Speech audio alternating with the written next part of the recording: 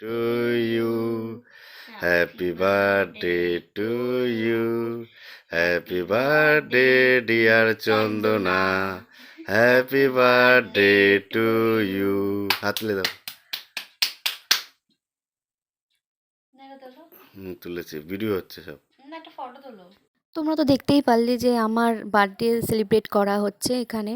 তো সেটা দিনটি ছিল হচ্ছে 21শে জানুয়ারি। তো ভিডিও দেবো দেবো করে আপলোড করাই হয় না, অনেকটাই ব্যস্ত থাকি সেই জন্য। তো যাই হোক, আমার বর আমার স্পেশাল দিনটাকে অনেকটা স্পেশাল করেছে। এটা ছিল মিডনাইট সেলিব্রেশন। এর পরের পার্টে তোমাদের দেবো হচ্ছে আমি বার্থডের দিনকে সারাদিন কী করলাম।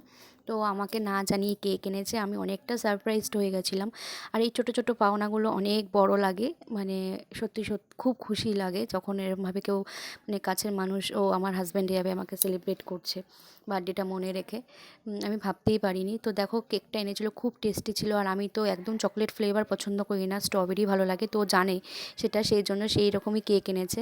আর ভেতরে এত বড় বড় কিউবস, মানে স্ট্রবেরি, তারপরে তোমার চেরি রয়েছে। কেকটা খুব জাস্ট দারুণ ছিল, দারুণ। আমি মানে প্রেমে পড়ে গেছি কেকটার। আর মিহমরের কেক খুব দারুণ ছিল। দেখো কেকটা, আমি সেটাই দেখাচ্ছি যে ভেতরে কত কিউব কিউব এখানে জেলি রয়েছে, স্ট্রবেরি রয়েছে ফ্লেভারগুলো।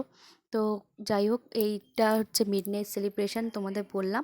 এর পরের পার্টে কিন্তু পাবে আমি সারাদিন, বার্থডে সারাদিন কী করলাম কী না করলাম, কোথায় গেলাম।